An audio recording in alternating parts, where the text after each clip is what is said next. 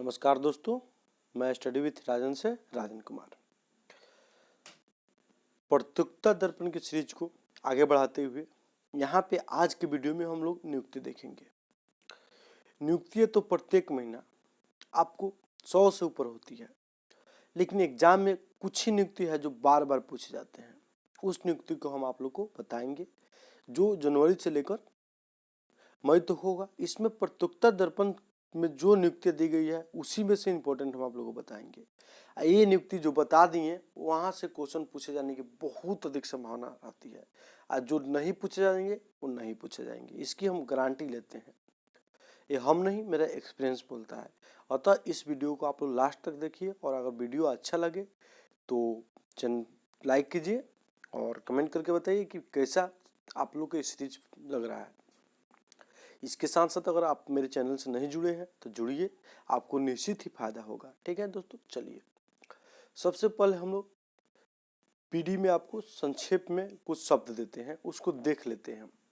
जैसे रिसेप के बारे में हम अंतर्राष्ट्रीय घटनाक्रम में और आर्थिक परिदृश्य दोनों में चर्चा की है। फिर यहाँ पे एक बार देख लेते हैं रिसेप जो होता है, जिसका फुल फॉर्म होता है रीजनल कॉम्प्रहेंसिव इकोनॉमिक पार्टनरशिप।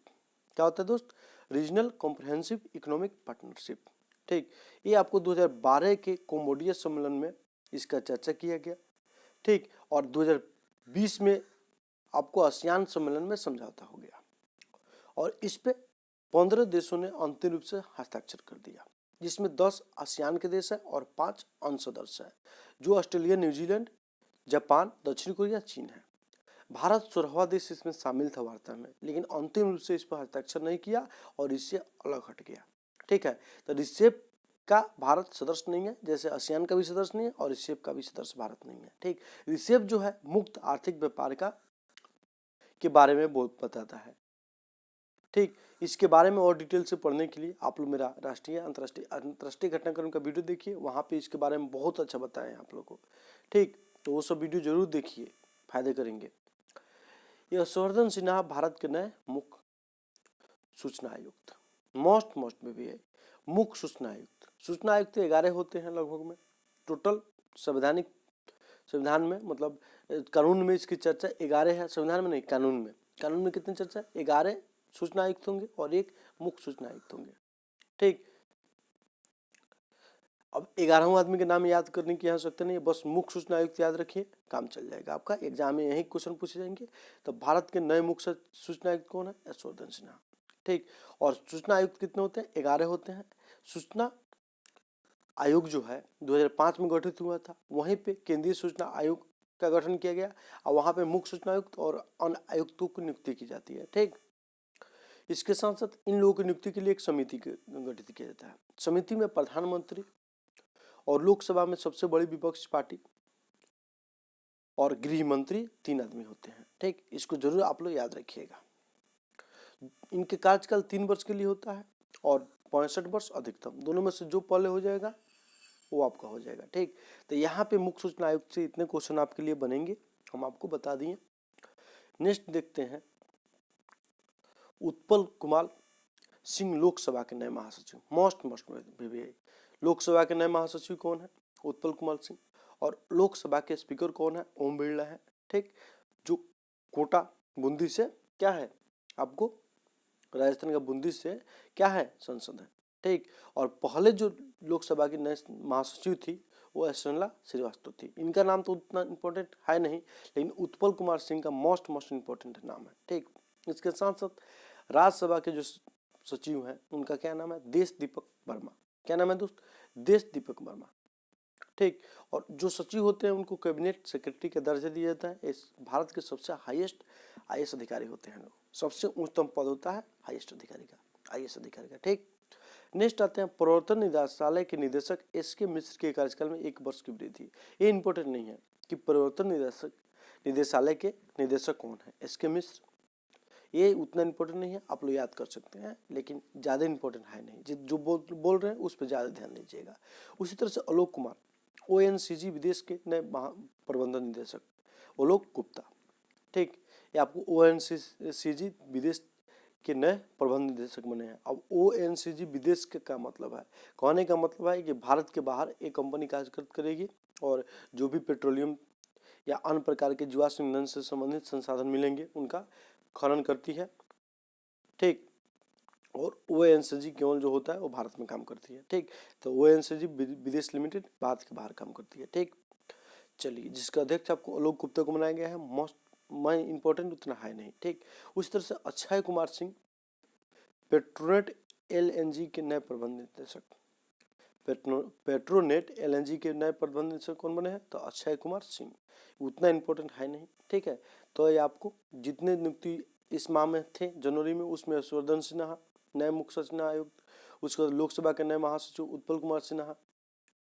ठीक, दो आपको नाम यहाँ पे मोस्ट इंपॉर्टेंट है। ठीक, दो नाम आप लोग याद रख सकते हैं, बाकी सब उतना इंपॉर्टेंट है नहीं। आगे हम बढ़ते हैं, नेक्स्ट मंथ में देखते हैं। तो आपको जो संक्षेप में शब्द है वो है medium range surface to air missile. क्या क्या शब्द है? Medium range surface to air missile. क्यों चर्चा में रहा? हाल ही में भारत के द्वारा आकाश मिसाइल का पुनः प्रक्षेपण किया गया है। आकाश मिसाइल जो है 30 किलोमीटर तक धरती से आकाश में मार करती है। ठीक, इसका विकास आपको 1983 के प्रोग्राम एकीकृत मिसाइल डेवलपमेंट प्रोग्राम के तहत किया जा रहा है। ठीक, ये बात आप लोग याद रखिएगा, जिसके तहत 5 प्रकार के मिसाइल बनाया जा रहा है, जिसमें अग्नि, आकाश, त्रिशूल, नाग और एक और है जिसको आप कमेंट में बताइए। ठीक है, 5 प्रकार के मिसाइल बनाए जा रहे हैं, जिसमें हम आपको 4 बताएं। कौन कौन?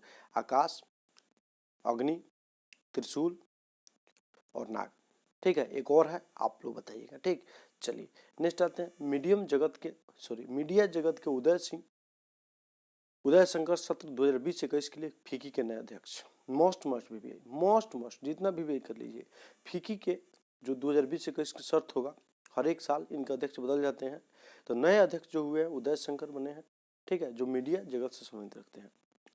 फीकी के फुल फॉर्म आप लोग याद रखिएगा, federation of India chamber of commerce. Most में भी है, federation of India chamber of commerce and industry. Most में भी है। फीकी की स्थापना जो है उसकी स्थापना 1927 में की गई थी। कभी कभार एक आध बार क्वेश्चन पूछे जा चुके हैं। ठीक है, तो आप लोग यहाँ से याद रख सकते हैं। उसी तरह से ये पद 1 साल के लिए होता है। इस पद पर पहले जो थी वो संगीता रेड्डी अपोलो हॉस्पिटल की थी। इनका नाम उतना अब इम्पोर्टेंट नहीं रहा, लेकिन आपको उदय शंकर का नाम मोस्ट इम्पोर्टेंट है। ठीक, इसको आप लोग याद रखिएगा जरूर। नेक्स्ट आगे हम बढ़ते हैं। ट्रांसपोर्ट कॉर्पोरेशन ऑफ इंडिया के विनीत अग्रवाल एसोचैम के नए अध्यक्ष। Most important. एसोचैम के नए अध्यक्ष कौन बने हैं? तो विनीत अग्रवाल बने हैं, जो transport corporation of India limited के हैं। ये भी 1 साल के लिए रहेंगे, बस ये इंपॉर्टेंट नाम है। नेक्स्ट आते हैं बिहार के एग्जाम के लिए मोस्ट इम्पोर्टेंट। रामचंद्र प्रसाद सिन्हा यानी आरपी सिंह जनता दल यूनाइटेड के नए अध्यक्ष बने हैं। इसके पहले जो अध्यक्ष थे नीतीश कुमार थे, उन्होंने आपको त्यागपत्र दे दिया और आरपी सिंह को जनता दल यूनाइटेड का अध्यक्ष बनाया गया। अब जो बिहार से संबंधित बच्चे नहीं है उनके लिए जनता दल यूनाइटेड का चुनाव चिन्ह तीर छाप है।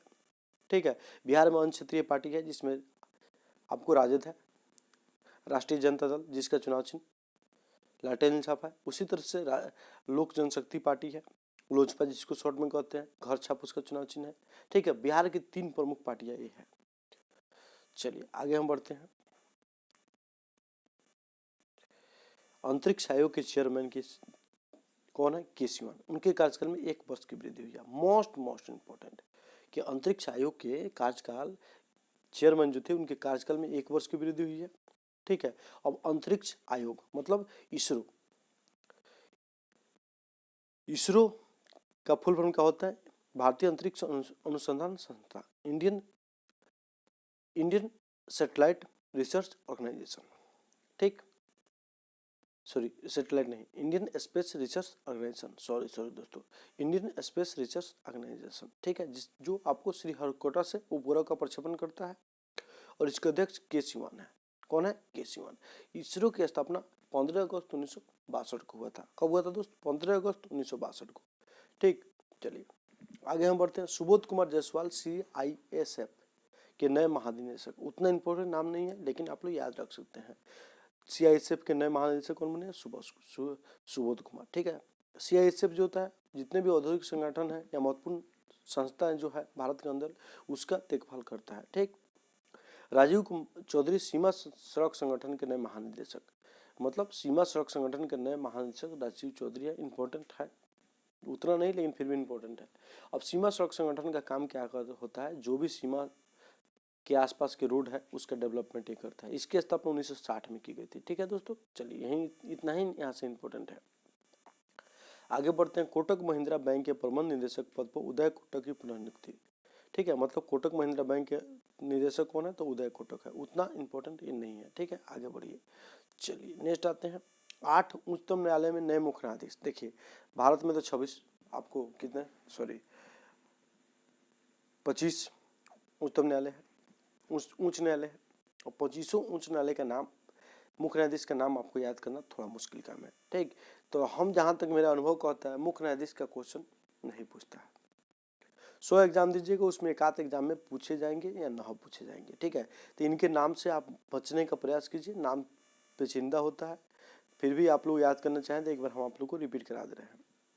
उत्तराखंड के उच्चतम न्यायालय, उत्तराखंड उच्चतम न्यायालय के उच्च न्यायालय के अध्यक्ष कौन है, न्यायाधीश कौन है, तो RS चौहान। मध्य प्रदेश उच्च न्यायालय के न्यायाधीश कौन है, मोहम्मद रफीक। सिक्किम उच्च न्यायालय के न्यायाधीश कौन है, GK माहेश्वरी। आंध्र प्रदेश उच्च न्यायालय के न्यायाधीश कौन है, मुख्य न्यायाधीश अरूप कुमार गोस्वामी। कौन, अरूप कुमार गोस्वामी। उस तरह से मद्रास उच्च न्यायालय के न्यायाधीश न्यायमूर्ति संजीव बनर्जी। उड़ीसा उच्च न्यायालय के न्यायाधीश डॉक्टर S मुरलीधर। तेलंगाना उच्च न्यायालय के न्यायाधीश हिमा कोहली। जम्मू कश्मीर उच्च न्यायालय के न्यायाधीश पंकज मित्तल। इनका मतलब ट्रांसफर होते रहता है, ज़्यादा इस पर ध्यान न दीजिएगा, वहीं अच्छा रहेगा, क्योंकि हमको लगता है टॉप काम है याद करना। हमसे ज़्यादा करंट आप लोग याद नहीं कीजिएगा। ठीक है, हम क्रॉनिकल भी पढ़ते हैं, दृष्टि भी पढ़ते हैं, PD भी पढ़ते हैं और वार्षिकी भी पढ़ते हैं। इसके अलावा पैनी नज़र रखते हैं करंट पर। ठीक है, जो भी एग्जाम में करंट पूछे जाते हैं उसको हम क्वेश्चन भी देखते हैं। तो मेरा अनुभव कहता है कि सब मतलब न पूछे जाते हैं, तो आप लोग ध्यान मत दीजिएगा ज़्यादा। सुनीत शर्मा रेलवे बोर्ड के नए चेयरमैन। इसके पहले कौन थे जो दोस्तों, इसके पहले जो थे वो BK यादव थे। कौन थे, BK यादव। अब कौन बने हैं, मुख्य कार्यकारी अधिकारी बने हैं सुनीत शर्मा, रेलवे बोर्ड के नए चेयरमैन और सह मुख्य कार्यकारी अधिकारी। पहला मुख्य कार्यकारी CEO बनाया गया था BK यादव को। अभी हाल ही में CEO का पद क्रिएट हुआ है और BK यादव बने थे। अब सुनीत शर्मा जो होंगे वो दूसरे होंगे। ठीक, चलिए यहाँ से यही क्वेश्चन आपके लिए है। दूसरा क्वेश्चन नहीं दिख रहा है दोस्तों। चलिए इस माह का करंट आपका समाप्त हुआ। नेक्स्ट देखते हैं। EPIC electronic electoral photo identity card है। इसमें क्या होगा दोस्त कि अगर आपको चुनाव पहचान पत्र चाहिए, वोटर ID कार्ड, तो आप ऑनलाइन डाउनलोड करके और प्रिंट करा सकते हैं। ठीक है, उसी का फुल फॉर्म है electronic electoral photo identity card, EPIC। ठीक, चलिए नेक्स्ट आते हैं। आपको अमेरिकी में अभी हाल में चुनाव हुए हैं, वहाँ पे अनेकों परिवर्तन हुए हैं। उसमें से अमेरिकी प्रतिनिधि सभा जो है, जिसे हम लोग के यहाँ लोकसभा होता है, उसके स्पीकर चुनी गई है नेसी पेलोसी। कौन, नेसी पेलोसी। नेक्स्ट आते हैं हम दोस्तों, आगे बढ़ते हैं। एलेक्स एलिस भारत में ब्रिटेन के नए उच्चायुक्त।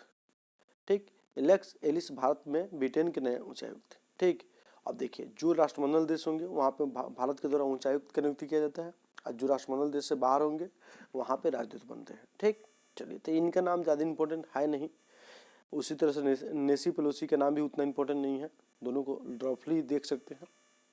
नेक्स्ट आते हैं जयंत खोबरागंडे, आसियान में भारतीय राजदूत। ये आसियान में भारतीय राजदूत कौन है, जयंत खोबरागंडे। आसियान का मेंबर भारत नहीं है, आसियान में कुल 10 मेंबर है। ठीक है, इतना बात याद रखिएगा। सोमनाथ मंदिर ट्रस्ट की अध्यक्षता अब प्रधानमंत्री श्री नरेंद्र मोदी के पास आ गई। मतलब सोमनाथ मंदिर ट्रस्ट के अध्यक्ष कौन है, नरेंद्र मोदी। केशुभाई पटेल जो पूर्व मुख्यमंत्री रह चुके हैं भाजपा के गुजरात में, उनके निधन के बाद एक पद खाली था और अब माननीय श्री नरेंद्र मोदी जी इस पद को संभालेंगे। ठीक, और सदस्य में आपको अमित शाह और अन्य लोग हैं, उनका नाम आपको याद करने की आवश्यकता नहीं है। चलिए नेक्स्ट मंथ में हम आते हैं। तो नेक्स्ट फुल फॉर्म जो है IMEI international mobile equipment identity. ठीक है, इसका फुल फॉर्म होता है। नेक्स्ट आते हैं। महबूबा मुफ्ती 5वीं बार पीपुल्स डेमोक्रेटिक पार्टी की अध्यक्ष चुनी गई। मतलब PPI के अध्यक्ष PDP पीपुल्स डेमोक्रेटिक पार्टी के अध्यक्ष कौन बनी है, महबूबा मुफ्ती। इनके पहले जो अध्यक्ष थे, मतलब इसके इनके पहले जो अध्यक्ष थे इनके पिता थे, पिताजी के निधन के बाद यह पद संभाली है, ठीक। और पीडीपी से कुछ नेता निकल के अपने एक नया पार्टी बनाया है, जम्मू एंड कश्मीर अपनी पार्टी, जम्मू एंड कश्मीर अपनी पार्टी, जिसे भाजपा का समर्थन भी प्राप्त है। सीपी मोहंती भारतीय थल सेना के नए उप प्रमुख, इसकी ज्यादा आवश्यकता नहीं है, आप प्रमुख का नाम याद रखिएगा। भारतीय थल सेना के प्रमुख कौन है? मनोज मुकुंद नरवणे। उसी तरह से जल सेना का प्रमुख सुनील लांबा, उसी तरह से वायु सेना का प्रमुख राकेश कुमार सिंह भदौरिया। ये तीनों याद रखिए, बाकी उप प्रमुख का नाम हमको नहीं लगता है कि याद रखना चाहिए। और भारतीय थल सेना में 3 उप प्रमुख होंगे, ठीक, इतना बात आप लोग याद रख सकते हैं। चलिए नेक्स्ट आते हैं दोस्त। कांग्रेस के मल्लिकार्जुन खड़गे अब राष्ट्रीय राज्यसभा के विपक्ष के नेता चुने गए, ठीक है। राज्यसभा में विपक्ष के नेता कौन होंगे? मल्लिकार्जुन खड़गे, ठीक है, जो कर्नाटक से अपना प्रतिनिधित्व करते हैं। इनके पहले गुलाम नबी आजाद थे, इनका कार्यकाल समाप्त हो गया और जम्मू कश्मीर में अब राज्यसभा का पद रहा नहीं, क्योंकि वहाँ पे परिचमन का कार्य चल रहा है, ठीक। तो गुलाम नबी आजाद अपने पद से त्यागपत्र देना पड़ा है और मल्लिकार्जुन खड़गे कांग्रेस के राज्यसभा में विपक्ष के नेता चुने गए हैं, मतलब राज्यसभा में विपक्ष के नेता चुने गए हैं। और लोकसभा में इसके पहले 2014 से आपको 19 तक ये आपको विपक्ष के नेता थे मल्लिकार्जुन खड़गे। नाइजीरिया के पूर्व वित्त मंत्री नगोजी ओकोंजी इबिला, आप एक के नाम याद रखिए, ओकोंजी, यहाँ से काम चलेगा। इनको WTO का अध्यक्ष चुना गया है, ठीक है, WTO का अध्यक्ष। WTO आते ही आप लोगों को क्या याद आना चाहिए? इसका फुल फॉर्म क्या होता है? तो वर्ल्ड ट्रेड ऑर्गेनाइजेशन। इसकी स्थापना 1 जनवरी 1995 ईस्वी को, यह जो है गैट के स्थान पर है। गैट की स्थापना 1947 में हुआ था। गैट, IMF और विश्व बैंक तीनों आपको ब्रेटन वुड्स संस्था है, ठीक, और तीनों की स्थापना एक साथ हुई है। और गैट जो 1995 के पहले गैट था, उसके बाद क्या हो गया? WTO। गैट का फुल फॉर्म क्या होता है? General agreement traffic on trade, traffic मतलब कर, ठीक है, ऑन ट्रेड, इतना बात याद रखिएगा। चलिए आगे हम इसके प्रथम अध्यक्ष आप लोग थोड़ा सा याद रख सकते हैं, पीटर सुदरलैंड थे। नहीं पूछा जाता है कभी कभार, मतलब टॉपर मेरिट बनाने के लिए, टॉपर बनने के लिए और मेरिट बनाने के लिए इस सब नामों को थोड़ा सा ध्यान रखा जाता है। पीटर सुदरलैंड, ठीक। चलिए अब यहाँ से हमारा करंट जो सेक्शन था खत्म हो गया। नेक्स्ट हम आते हैं, यहाँ पे क्या है? लीड IT, मतलब leadership group of industry and transitions, ठीक है। ये लीड IT का गठन किया गया है पेरिस समझौते के तहत, जो जलवायु परिवर्तन के लिए लक्ष्य निर्धारित किए गए थे। जैसे भारत ने अपना लक्ष्य निर्धारित किया है कि 40% जो है अपने 2030 तक 2005 के स्तर से प्रदूषण को कम करेगा, कार्बन उत्सर्जन को कम करेगा। तो उसी पर कार्रवाई करने के लिए क्या किया गया? उद्योगपति और नेताओं का गठबंधन बनाया जाएगा, ठीक है, जिसका सुझाव कौन कौन किया दिया? भारत और सूडान के द्वारा दिया गया कि लीड IT ग्रुप का स्थापना किया जाए, जो पेरिस समझौते के लक्ष्य की प्राप्ति के लिए जागरूक करने का काम करेंगे, जो राष्ट्र अध्यक्ष और कंपनियों को जोड़ने का काम करेगा। ये बात आप लोग थोड़ा सा ध्यान रखिएगा। लीड IT क्या है? यहाँ से क्वेश्चन पूछे जा सकते हैं। राष्ट्रीय स्वयं सेवक संघ के नए सर कार्यवाहक अध्यक्ष कौन बने हैं? मतलब सर कार्यवाहक अध्यक्ष तो अभी भी आपको दूसरे कोई है, लेकिन यहाँ पे जो दत्तात्रेय होसाबाले सर कार्यवाहक बने हैं, ये इंपॉर्टेंट आपको नहीं है, ठीक है। RSS के जो अध्यक्ष हैं वो कौन है? मोहन भागवत, ठीक है दोस्तों। चलिए आगे हम बढ़ते हैं। न्यायमूर्ति NV रामना भारत के नए मुख्य न्यायाधीश, न्यायमूर्ति NV रामना भारत के नए मुख्य न्यायाधीश होंगे, ठीक है। अब न्यायमूर्ति NV रामना जो है भारत के नए मुख्य न्यायाधीश हैं। तो सबसे पहले जानते हैं कि कोई न्यायाधीश है मुख्य न्यायाधीश? तो 48वें है, यहाँ से आपको क्वेश्चन बनेगा। और प्रथम मुख्य न्यायाधीश कौन है? तो हीरालाल जेठानी है, ठीक। ये आपको अरविंद बोबड़े के स्थान पर ये आए हैं, उनका कार्यकाल अब समाप्त हो गया है, जो आपको 47वें मुख्य न्यायाधीश थे, ठीक। ये बात आपको इतना याद रखना है यहाँ से, बस दूसरा कुछ याद करने की आपको आवश्यकता नहीं है, ठीक। यहाँ पे थोड़ा सा आप इनके बारे में जानना चाहिएगा। तो ये याद रखिएगा, इसके पहले वह दिल्ली उच्च न्यायालय के मुख्य न्यायाधीश और कुछ समय तक आंध्र प्रदेश उच्च न्यायालय के कार्यवाहक मुख्य न्यायाधीश रह चुके हैं। दिल्ली और आंध्र प्रदेश उच्च न्यायालय के नए मुख्य न्यायाधीश रह चुके हैं, ठीक। नेक्स्ट आते हैं दोस्त, तो हर्ष चौहान अनुसूचित जनजाति आयोग के नए अध्यक्ष, मतलब अनुसूचित जनजाति आयोग, उसी तरह से अनुसूचित जाति आयोग होता है, उसी तरह से अति पिछड़ा वर्ग आयोग होता है। ये तीनों जो होता है संवैधानिक पद है। अति पिछड़ा वर्ग आयोग जो है 102वें संविधान संशोधन के तहत इसका गठन किया गया, ठीक है। इसके पहले अनुसूचित जाति आयोग, अनुसूचित जनजाति आयोग कार्य कर रहा था, ठीक है। पहले क्या था? अनुसूचित जाति और जनजाति आयोग एक साथ था, लेकिन आपको बाद में संशोधन किया गया और दोनों को अलग कर दिया गया। ठीक है। तो अनुसूचित जनजाति आयोग के अध्यक्ष कौन है? हर्ष चौहान। उसी तरह से अनुसूचित जाति आयोग के अध्यक्ष कौन है? विजय सांपला। ठीक है। और पिछड़ा वर्ग आयोग के अध्यक्ष कौन है? भगवान लाल साहनी। ये बात याद रखिएगा। तीनों का उल्लेख आपको अनुच्छेद 338 में किया गया है। अनुसूचित जाति आयोग का उल्लेख 338, अनुसूचित जनजाति आयोग का उल्लेख अनुच्छेद 338 के, और ओबीसी आयोग का उल्लेख अनुच्छेद 338 बी में किया गया है। ठीक है दोस्तों, इतना आप लोग याद रखिएगा, काम चल जाएगा आपका। ये इंपॉर्टेंट है, नाम याद रखिएगा। राष्ट्रीय सुरक्षा गार्ड के नए अध्यक्ष कौन बने हैं? M A Ganapathy. राष्ट्रीय एनएसजी के अध्यक्ष कौन बने हैं? M A Ganapathy. ज्यादा इंपॉर्टेंट नहीं है। ठीक है दोस्तों, चलिए आगे हम बढ़ते हैं। सीआरपीएफ के नए महानिदेशक बने हैं कौन? कुलदीप सिंह। ठीक है, कौन बने हैं? कुलदीप सिंह बने हैं। इस बात को आप लोग याद रखिएगा। चलिए आगे हम बढ़ते हैं। प्रधानमंत्री के वैज्ञानिक सलाहकार, जो प्रधान वैज्ञानिक सलाहकार विजय राघवन के कार्यकाल में वृद्धि की गई है। ये नाम आप लोग रफली याद रख सकते हैं, इसका ज्यादा जरूरी नहीं है। ए सुब्रमण्यम जो है आर्थिक सलाहकार है, उन्हीं के नाम ज्यादा पूछता है। वैज्ञानिक सलाहकार जो है के विजय राघवन का नाम उतना इंपॉर्टेंट है नहीं। ठीक है दोस्तों, चलिए तो हम जो इस वीडियो में जनवरी से लेकर मई तक जितने भी नियुक्तियां हैं उसको कवर कराए हैं। इसको 2, 3, 4 बार देखिए, आपका ऑलरेडी नियुक्ति याद हो जाएगा। इसके संबंध जो भी रिलेटेड फैक्ट थे उसको हम आपको बताएं। अगर ये वीडियो आप लोग को अच्छा लगा तो वीडियो को शेयर कीजिए, लाइक कीजिए, और चैनल से नहीं जुड़े हैं तो चैनल को सब्सक्राइब कर दीजिए। निश्चित ही आप लोग को फायदा होगा। जितने भी जीएस का एग्जाम होगा उसमें अधिकांश चैप्टर जो होंगे हम कवर करा देंगे। ज़्यादा आप लोग को इधर उधर भटकने की आवश्यकता नहीं होगी, प्रैक्टिस भी कराएंगे। ठीक है दोस्तों, चलिए नमस्कार।